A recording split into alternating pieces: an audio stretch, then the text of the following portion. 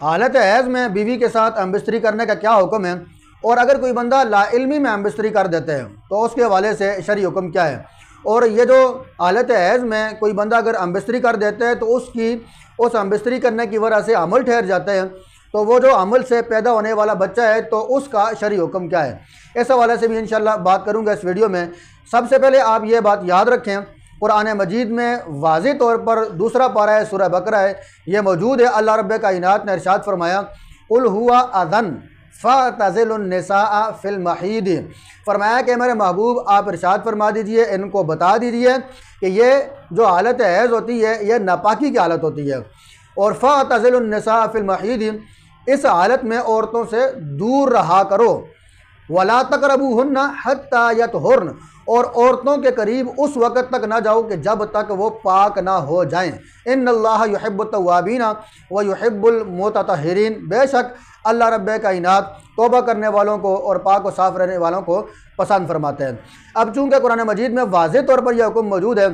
کہ یہ ناپاکی کی حالت ہے اور اس میں عورتوں کے پاس نہیں جانا چاہیے، اور اللہ کا واضح طور پر حکم موجود ہے کہ فاعتزلوا النساء، عورتوں سے دور رہو، اس حالت میں عورتوں سے دور رہنے کا حکم قرآن مجید نے دیا ہے، اللہ نے دیا ہے، اور جو قرآن مجید کا حکم ہوتا ہے تو اس کو نہ ماننے والا بندہ بھی دائرہ اسلام سے خارج ہوتے ہیں، اور اسی وجہ سے یہ جو قرآن مجید کی یہ آیت مبارکہ ہے، اسی وجہ سے علماء کرام نے لکھا ہے کہ حالت حیض میں بیوی کے ساتھ ہم بستری کرنا حرام ہے، اور جو بندہ یہ کام کر دیتے ہیں، حرام کام کا ارتکاب کرتے ہیں، اور اگر وہ جان بوجھ کر کرتے ہیں، اسے علم بھی ہوتا ہے کہ یہ حرام کام ہے، پھر بھی کرتے ہیں، تو یہ ڈبل جو ہے نا وہ گناہ کر رہا ہے۔ اور اگر کوئی بندہ حرام کو حرام ہی نہیں سمجھتا، یعنی کہ کوئی بندہ یہ سمجھتا ہے کہ حالت حیض میں یہ ویسے ہی مولوی نے بنایا ہوا ہے تو حالت حیض میں بیوی کے ساتھ ہم بستری کرنا جائز ہے، حالانکہ اس کو پتہ بھی ہے کہ قرآن مجید میں موجود ہے اور یہ حکم اللہ نے دیا ہے کہ عورتوں کے پاس نہیں جانا چاہیے، اس کے باوجود بھی وہ اگر ہم بستری کرتے ہیں اور اس حالت میں اگر وہ ہم بستری کرتے ہیں تو اس حرام کو حرام ہی نہیں سمجھتا، حلال جانتے ہیں، تو ایسے بندے کے حوالے سے علماء فرماتے ہیں کہ وہ دائرہ اسلام سے خارج ہے۔ ٹھیک ہے، ایک بات تو یہ یاد رکھیں، اور دوسری بات یہ یاد رکھیں کہ حالت حیض میں اگر کوئی بندہ ہم بستری کر دیتے ہیں، لا علمی میں کر دیتے ہیں یا جان بوجھ کر دیتے ہیں، اسے مسئلے کا علم نہیں ہوتا، تو ایسے حوالے سے اس بندے کو چاہیے کہ وہ توبہ اور استغفار کریں، اللہ سے اپنے گناہوں کی توبہ کریں اور گڑ گڑا کر اللہ رب کائنات سے معافی مانگیں، اور کچھ علماء کرام نے یہ بھی لکھا ہے کہ وہ کوئی صدقہ و خیرات بھی ساتھ کر دے۔ اور اس کے حوالے سے یہ بات بھی یاد رکھیں کہ جو بندہ اس حالت حیض میں بیوی کے ساتھ ہم بستری کرتا ہے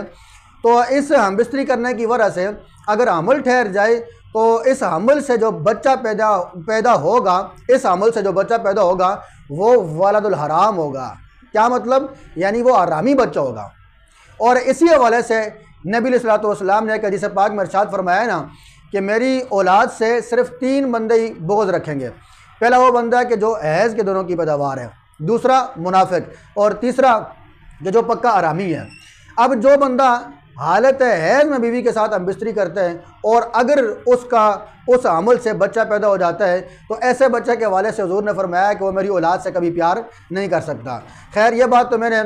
ویسے ہی آپ کی خدمت میں عرض کر دی ہے، لیکن یہ جو حالت حیض ہے اس میں بیوی کے ساتھ ہم بستری کرنا شرعاً حرام ہے، اور اگر کوئی بندہ اس کو حلال سمجھتے تو وہ دائرہ اسلام سے خارج ہے۔